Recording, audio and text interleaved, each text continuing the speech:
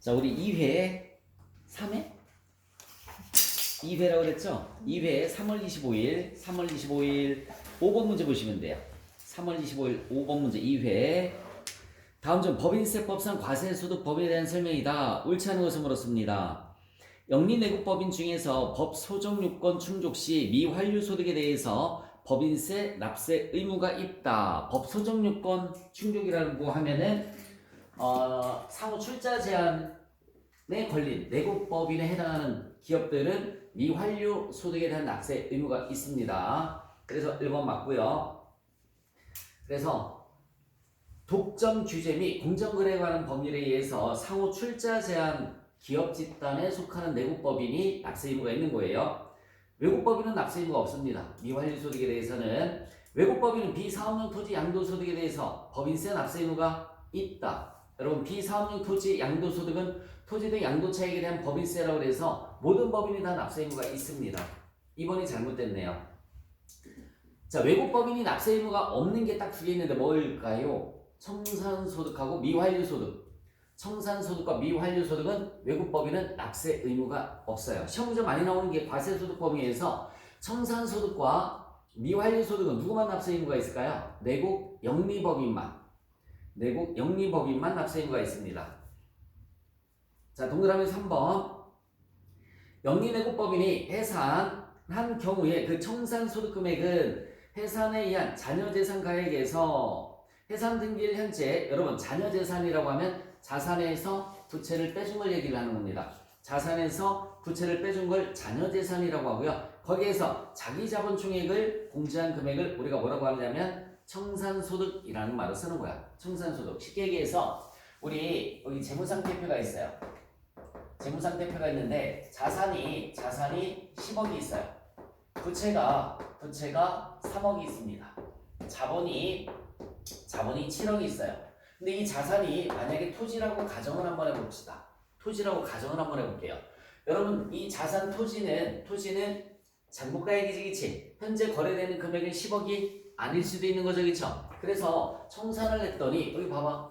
이게 역사적 원가일 수도 있고 공정가치일 수도 있겠지만 어쨌든 실제 팔았을 때는 10억이 아닐 거야, 그치? 실제 팔았더니 얘를 15억에 받았어요.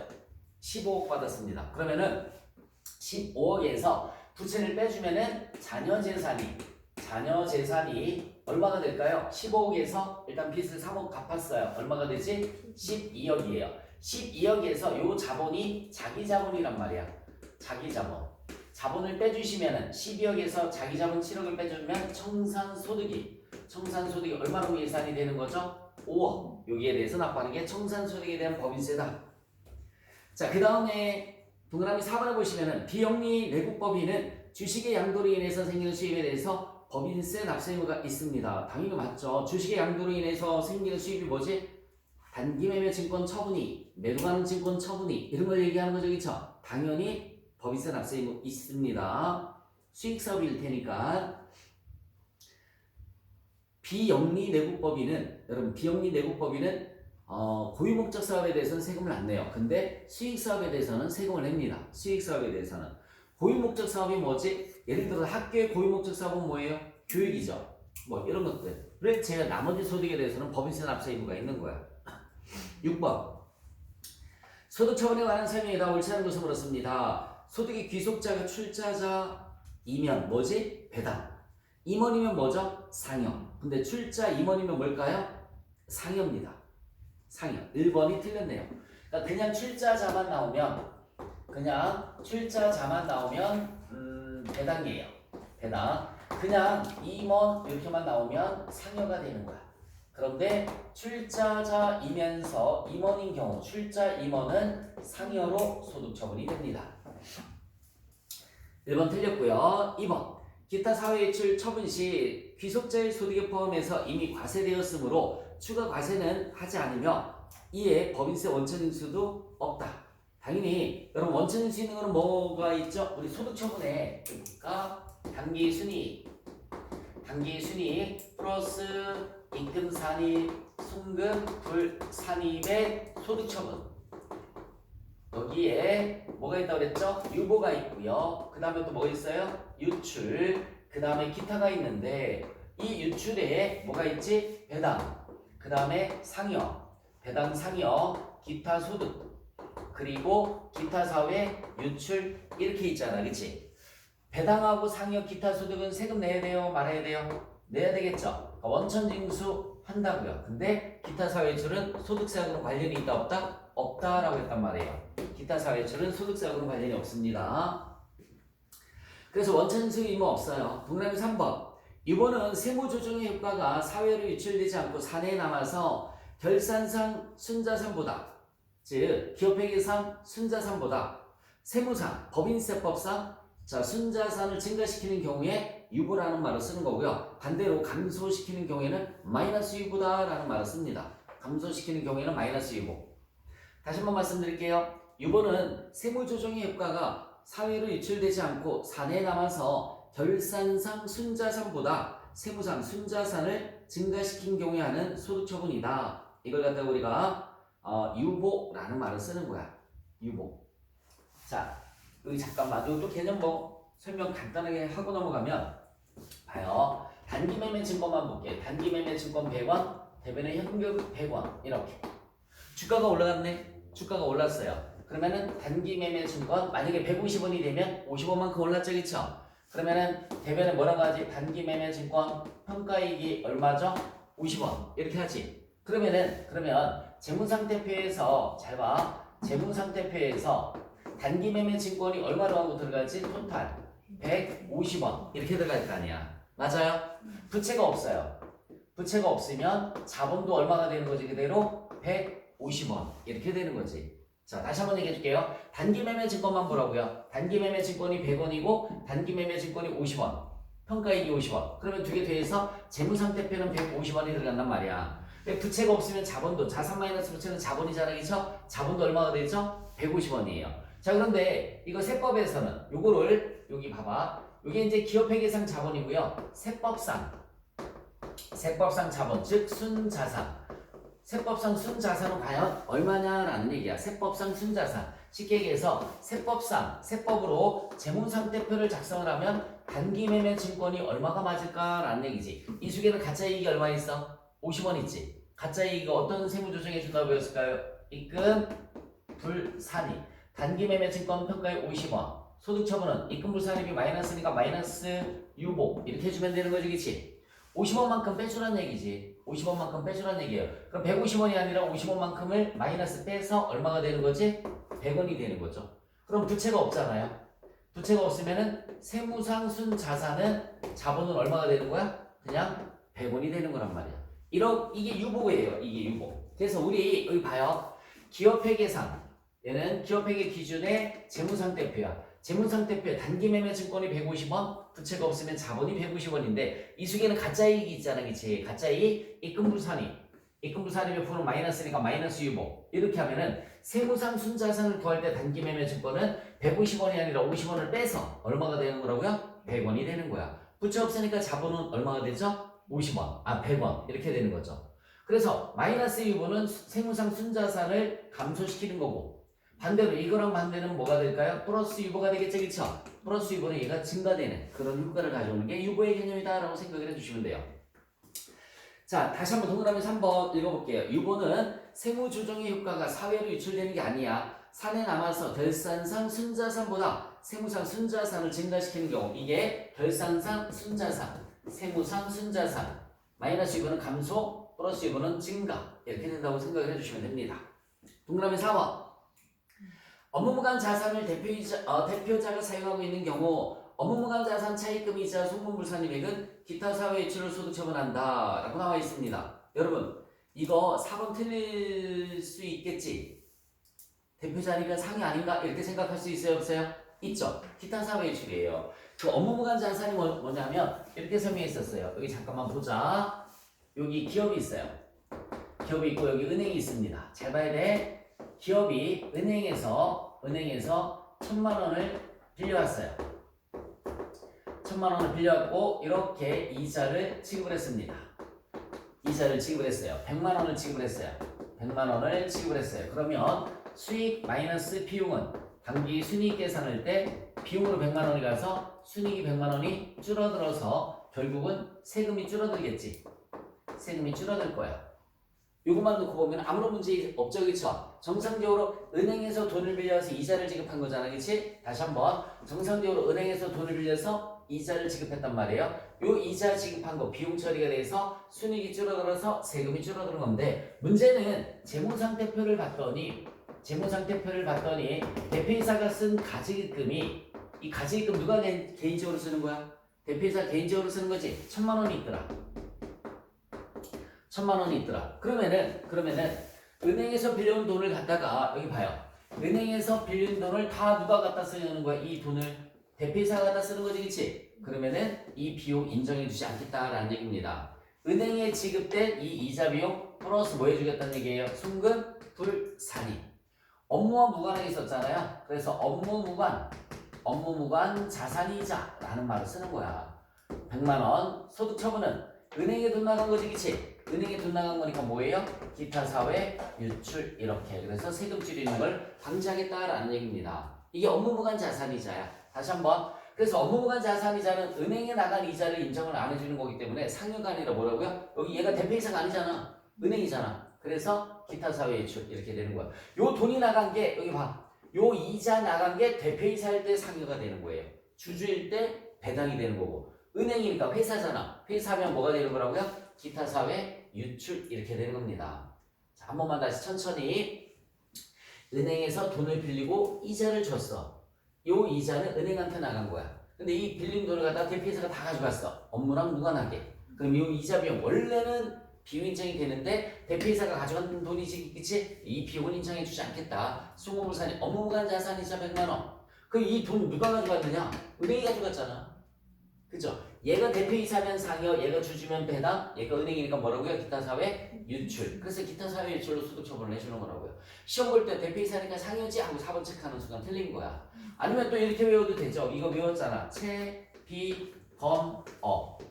채권자 불분명 사채이자 뭐죠? 상여. 비실명 채권이자 상여. 건설자금이자는 뭐라고 그랬어요? 건설자금이자는 유보.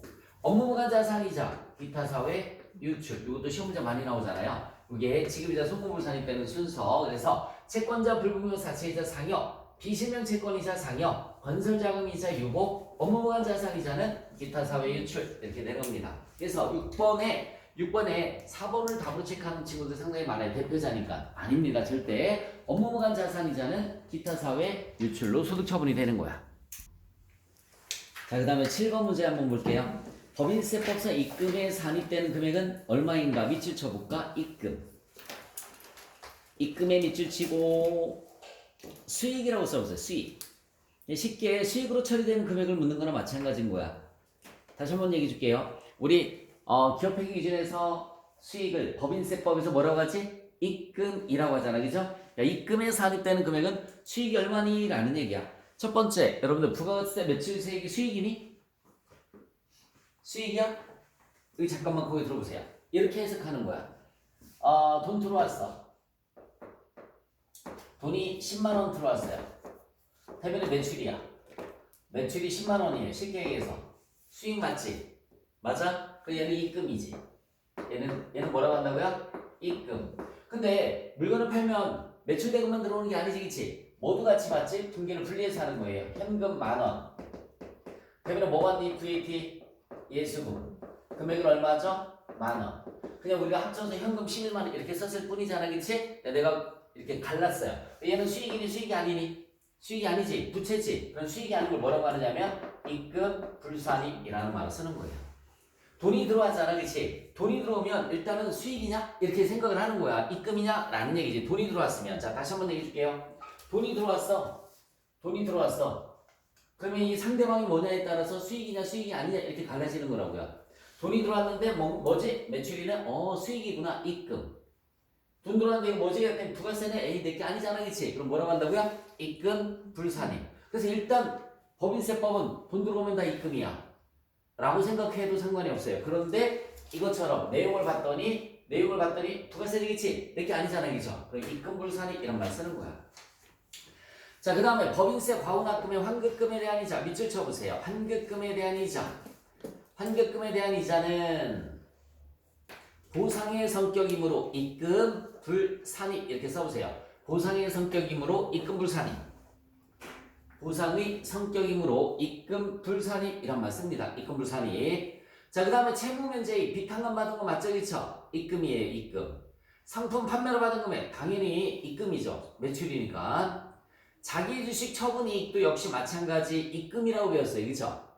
다시 한번 여기 잠깐만 우리 기업회계 기준에서는 뭐라고 그랬지? 자본 잉여금에 속하는 거야. 다시 한번 자기 주식 처분 이익이 기업회계 기준에서는 자본 잉여금에 속한다고요. 여러분 여기 봐요. 차변에 현금 10만원, 대변에 자기 주식이 6만원. 6만원짜리 10만원에 팔았으니까 자기 주식 처분 이익이 얼마가 생기냐면 4만원. 근데 문제는 수익 마이너스 비용은 당기 순이익을 계산할 때 원래 무슨 처분 이익은 다 여기 들어가는 건데 무슨 처분 이익은 다 여기 들어가는데 자기 주식 처분 이익은 여기 들어가지 않는다고요. 여기 들어가지 않는다고. 뭐에 속하는 거라고 배웠을까? 자본 잉여금에 속하는 거니까 재무상태표에 들어갔겠죠. 재무상태표에 자기 주식 처분이익이 이렇게 들어간다라고 배웠단 말이에요. 여기 4만원. 자, 원래 무슨 처분이익은 다 뭐라고요? 수익. 근데 자기 주식 처분이익은 수익이 아니라 어디에? 재무상태표에 간다고요. 근데 법인세법에서는 그것조차 너 왜 거기가 있니? 들어와 라고 한다고요. 그래서 플러스 입금산입 자기 주식 처분이익 세금 내란 얘기지. 금액은 4만원. 소득처분은 다른 데서 데리고 들어오는 건 소득처분이 뭐라고 그랬을까요? 기타라고 했단 말이에요. 다른 데서 데리고 올 때 소득처분이 기타가 되는 겁니다. 그래서 입금 산입한다고요. 입금이라 결론이. 자, 입금에 산입되는 금액을 물었습니다. 다 더해주면 얼마니? 채무 면제액 10만원에 상품 매출 30만원에 자기 주식 처분이 10만원 돼서 얼마죠? 50만원. 답은 2번이 답이 되는 겁니다. 그냥 법인세법에서는 처분이익 다 뭐라고요? 처분이익이 입금 이렇게 생각을 해주시면 돼요. 자, 8번 문제 보시면 법인세법상 업무랑 무관한 경비 송금물산의 항목에 대한 설명이다. 옳지 않은 것을 물었습니다. 업무무관 경비 관련 송금물산의 항목의 범위에는 업무무관 부동산, 토지나 건물 얘기하는 거예요. 업무랑 관련이 없는 토지나 건물, 업무무관 자산의 취득과 관리, 비용, 유지비, 수선비 이와 관련되는 비용이 포함된다. 맞아요. 그냥 여기 잠깐만 내가 투기용으로다가 땅을 샀던지 건물을 샀던지 하면은 거기에 관련되는 모든 비용이 있잖아요. 그쵸? 수선 유지비까지 다 업무무관 비용이다 라는 말을 쓰는 거야. 다 송금불산입 당합니다. 100% 다 송금불산입이에요. 2번 문제 보시면 출자자나 출연자의 임원 또는 그 친족이 사용하고 있는 사택의 유지비, 사용료 이와 관련되는 지출은 업무무관 경비에 속한다. 맞습니다. 업무무관 부동산, 업무무관 자산을 취득하기 위한 자금의 차익과 관련되는 이자 비용, 업무무관 경비에 포함되지 아니한다. 조금 전에 송금불산이 업무무관 자산이자 기타 사회지위라고 설명해드렸죠. 6번에서 설명해드렸습니다. 송금불산이 따른다고요. 답이 3번이네요. 옳지 않은 것은 3번. 업무무관 자산 취득에 따른 취득세 등은 취득 부대비용으로 보아 자산 취득가액에 가산한다. 맞죠? 취득세는 자산 취득가액에 포함되는 거 맞잖아, 그치? 취득가액에 포함되는 거 맞습니다. 옳지 않은 것은 3번.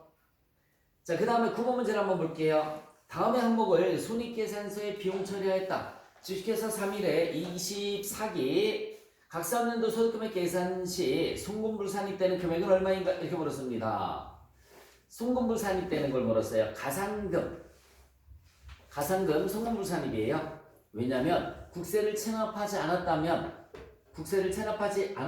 납부하지 않아도 되는 돈이었었지, 그치? 그래서 잘못해서 내는 거기 때문에 송금불산입. 건강보험료 사용자 부담금은 회사 부담금을 의미하는 겁니다. 회사에서 부담해 주는 걸 사용자 부담금이란 말 써요. 사용자 부담금. 얘는 인정이 되는 거야. 자, 과태료 인정이 안 되죠. 송금불산입. 중요한 거는 뭐냐면 일단 파손으로 인한 재고자산 평가 손실은 송금으로 인정이 돼요. 파산으로 인한 재고자산 평가 손실은 인정이 됩니다. 23기에 상법상 소멸시효가 완성된 외상매출금 이렇게 나와 있습니다. 비용 처리한 거예요. 이게 무슨 말이냐면 여기 잠깐만 거기 들어보세요. 23기 때 23기 때 외상매출금이 소멸시효가 완성이 됐어요. 소멸시효가 완성이 됐어요. 돈을 못 받게 됐다고요. 얼마? 200만 원을. 근데 이때 분개를 하지 않았어요. 어떻게 분개를 안 했는지 어떻게 하냐고요? 거기 문제가 나와 있어요. 문제에 24기에 다음의 내용을 비용 처리하였다. 다음의 내용을 비용 처리하였다. 비용 처리하였다. 이렇게 나왔지. 문제에서. 문제 첫 번째 줄에 보시면은 24기에 손익계산세 비용 처리했다고 나와 있잖아, 그치? 이때 분개를 했다는 얘기야. 이때 분개를. 이때 소멸시효가 완성이 됐는데, 여기 봐요. 이때 소멸시효가 완성이 됐는데 분개를 이때 하지 않고 이때 했다는 얘기예요. 소멸시효 완성은 그게 가능합니다. 소멸시효 완성은 대변의 외상매출금 200만원, 차변의 대손상각비 200만원. 이렇게 분개를 했다는 얘기야. 자, 한 번만 다시 천천히. 23기 때 소멸시효가 완성이 됐으면 23기 때 분개를 했으면 깔끔한데 이때 분개를 못했어. 24기 때 비용 처리했다고 나와 있죠, 그쵸? 대변의 외상매출금, 차변의 대손상각비 이렇게 한 거야. 그러면은 소멸시효 완성은 신고 조정을 통해서 손금을 인정을 받을 수 있다고요. 제만 그래. 수익 마이너스 비용은 단기 순이익을 계산할 때 여기 안 갔잖아. 그죠? 여기 안 갔어요. 그러면은 신고 조정을 통해서 너 왜 분개 안 했어? 하고서 밑에서 송금 산입을 해준다고요. 송금 산입, 소멸시효 완성. 여기 봐야 돼. 소멸시효 완성분 금액은 200만 원이고요. 소득 처분은 마이너스 유보예요. 얘가 마이너스니까 마이너스 유보. 이렇게 해서 각 3년도 소득 금액을 200을 줄여서 세금을 줄여줄 수 있습니다. 세금을 줄여줍니다. 다른 거는 이게 안 되는데 소멸시효 완성만 돼요. 파산도 안 되고 사망도 안 되고 분개 안 하면 안 되는 거야 그냥. 다른 거 다 분개를 해줘야 돼. 근데 소멸시효 완성만 분개를 하지 않으면 무슨 조정을 통해서? 신고 조정을 통해서 이렇게 송금으로 인정을 받을 수 있는 거야. 한 번만 다시 천천히. 이거 어려운 문제예요. 어려운 문제. 23기 때 외상매출금 소멸시 완성을 통해서 받지 못했어요. 즉 분개를 안 했어. 24기 때 비용 처리했대요.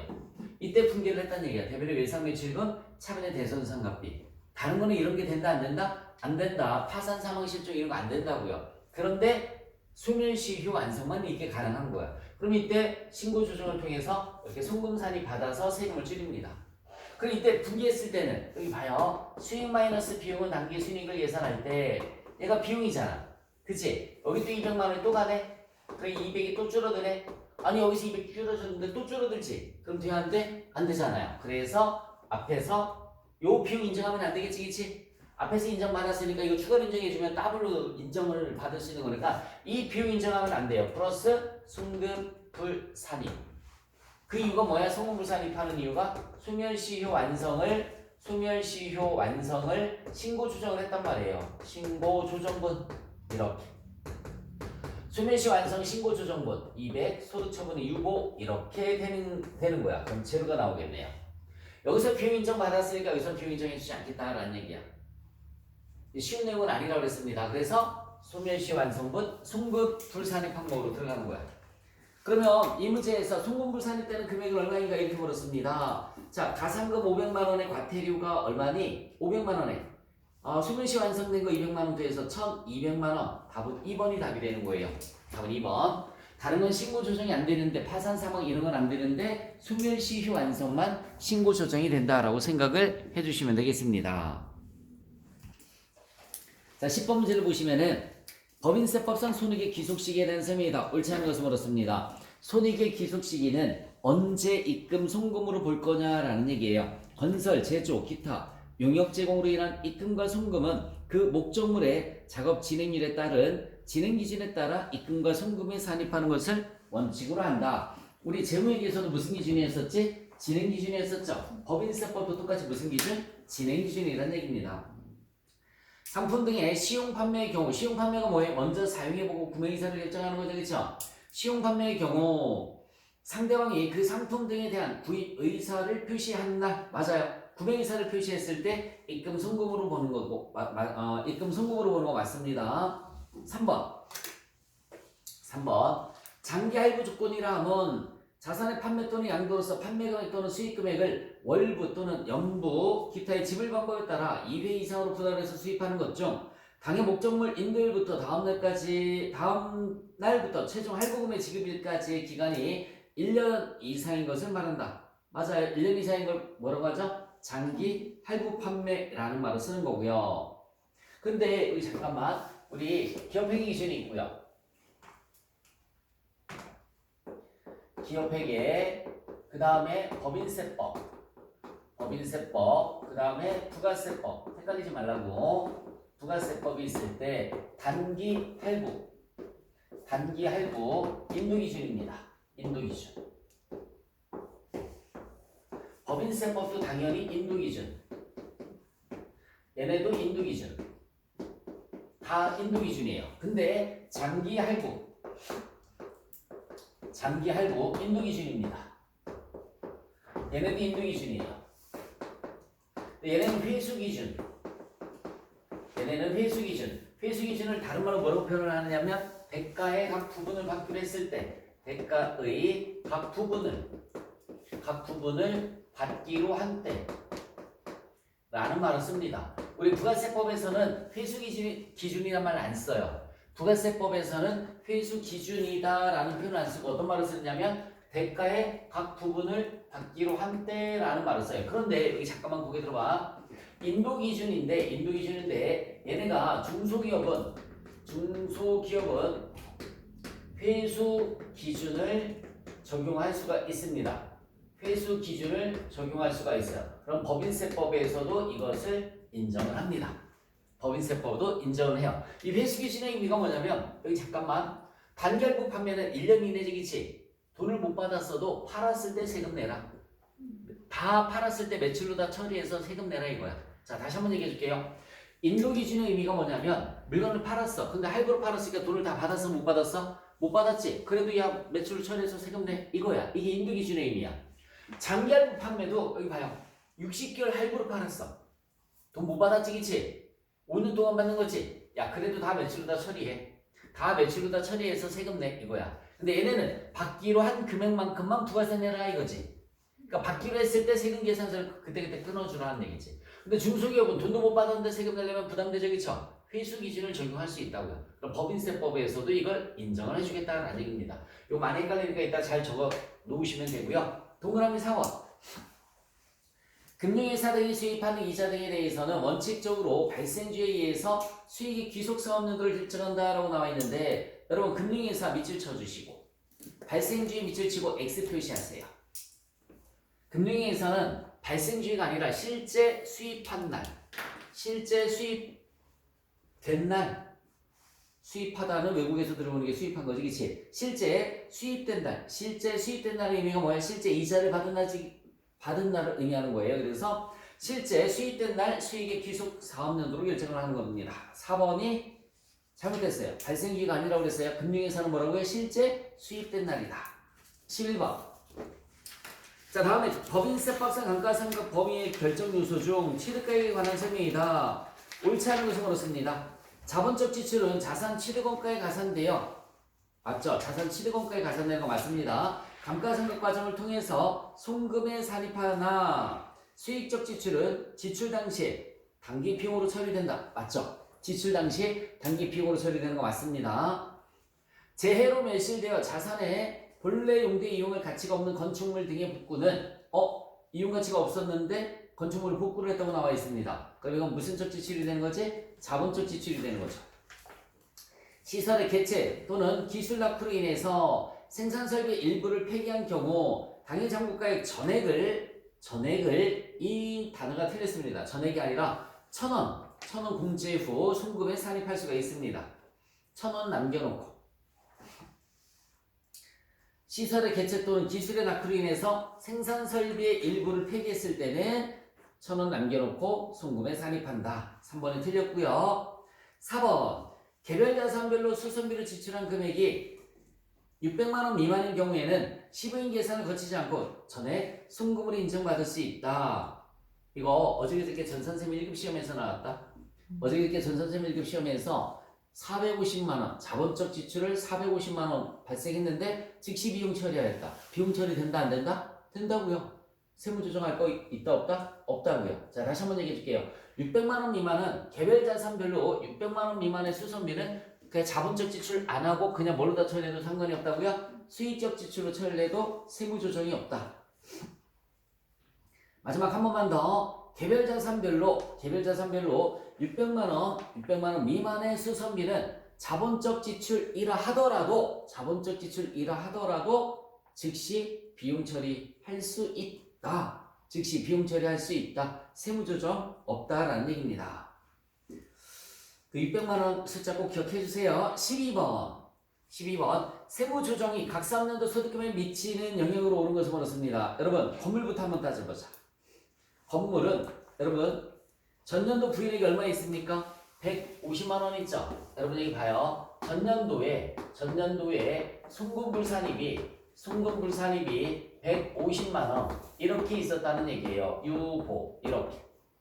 근데 당해년도에 잘 봐. 이게 작년에 이렇게 한 거고요. 당해년도에 범위액이 얼마인데? 600만원이죠. 한도액이 600만원인데 회사에서 얼마 했어요? 회사에서 얼마 했습니까? 500만원밖에 안 했어요. 그러면은 부족액이 얼마 생기죠? 100만원이 생깁니다. 감가상각비 한도액이 600만원인데 잘 봐야 돼. 감가상각비 한도액이 600만원인데 회사에서 얼마밖에 안 했어요? 500만원밖에 안 했어요. 부족액이 100만원이 생겨. 원래 부족액은 송금산입이 안 돼요. 원래는 부족액이 송금산입이 안 되는데 얘는 송금산입이 됩니다. 그 이유는 작년에 송금불산이 있으니까. 반대의 세무조정. 유보의 반대 뭐가 나와야 돼요? 마이너스 유보가 나와야 된단 말이에요. 그래서 송금산입이 되는데 150만원 다 해주는 게 아니라 부족한 게 100만원이죠? 그럼 100만원만 송금산입이 되는 겁니다. 100만원만 송금산입이 돼요. 만약에 부족액이 여기 봐요. 얘가 부인액이 150인데 얘가 200만원 했어. 200만원 부족하게 했어. 200만원이 아니라 얼마만? 150만원만. 150만원이 유보됐으니까는 유보 감소도 150만원 한도 내에서만 되는 거예요. 자, 한 번만 다시. 작년에 송금불산입 된 금액이 150만원이 있어요. 올해 한도가 600인데 회사에서 500만원밖에 안 했습니다. 부족하게 한 게 100만원이에요. 원래 부족액은 송금산입이 안 되는 거라고요. 근데 얘는 전기에 부인액이 있으니까 되는 겁니다. 자, 그 다음에 뭐가 또 나와 있지? 건물 다음에 기계장치는 여기 봐요. 기계장치는 전년도 부인액이 없죠? 전년도 부인액이 없어요. 한도액이 얼마라고 나와 있어? 350 나와 있어요. 350만원. 근데 회사에서 얼마 했다고 나와 있어? 400만원 했어요. 회사에서 400만원 했으니까 얘는 부족하게 한 게 아니라 한도 초과가 나왔네. 초과가 얼마 나왔을까요? 50만원 나왔죠. 초과됐을 때는 여러분 무조건이야. 무조건 송금불산입이죠. 송금불산입 50만원. 소득처분은 유보입니다. 소득처분은 유보가 되는 거고요. 세 번째는 뭐가 또 나와 있어? 영업권이 나와 있습니다. 여러분 영업권 전기 부인액이 있어요? 없어요? 없죠. 전기 부인액이 없는 상태에서 범위액이 얼마인데? 120만원이죠. 여기 볼래? 120만원. 근데 회사에서 얼마밖에 안 했어? 100만원밖에 안 했죠. 그쵸? 얼마 부족하게 했어요? 20만원만큼 부족하게 했을 때 저기랑 똑같은 조건인데 부족하게 한 거 송금산입이 된다 안 된다? 안 된다고요. 왜? 앞에 부인액이 없잖아. 얘랑 얘랑 비교해서 보면 되는 거죠. 그치? 앞에 부인액이 있으면 송금산입 해주고 앞에 부인액이 없으면 송금산입 안 해주는 거야. 그러면은 봐요. 송금산입이 100만원, 송금불산입이 50만원 서로 까니까는 얘가 더 크지 그치? 맞아요? 송금산입이 얼마만큼 크죠? 50만원만큼 크죠. 지금 마이너스가 50만원 큰 거야. 그러니까 소득금액은 50만원만큼 감소가 되겠죠. 답은 2번입니다. 송금산입은 마이너스니까. 그래서 50만원만큼 감소된다. 2번. 자, 13번 문제를 보시면 법인세법상 기부금에 관한 설명이다. 옳지 않은 것을 물었습니다. 특수관계 없는 자에게 정당한 사유 없이 자산을 정상가액보다 낮은 가액으로 양도함으로써 이걸 우리가 줄여서 뭐라고 하지? 저가양도라는 말 쓰죠. 저가양도. 저가양도 할 때는 그 금액을 우리가 기부금으로 본다. 이걸 우리가 무슨 기부금이라고 한다고 그랬을까? 의제기부금이라고 한다고 그랬어요. 의제기부금. 다시 한번 특수관계 없는 자에게 정당한 사유 없이 자산을 정상가액보다 낮은 가액으로 양도함으로써 실질적으로 증여한 것으로 인정되는 금액 의제 기부금으로 본다. 특례기부금은 금전위의 자산으로 제공하는 경우에는 장부가액으로 평가를 해줘요. 장부가액. 특례기부금은 장부가액. 특례기부금은 장부가액이고요. 여기 봐. 그걸 우리가 현물기부금이라는 말을 쓰는데 현물기부금을 했을 때 우리가 특례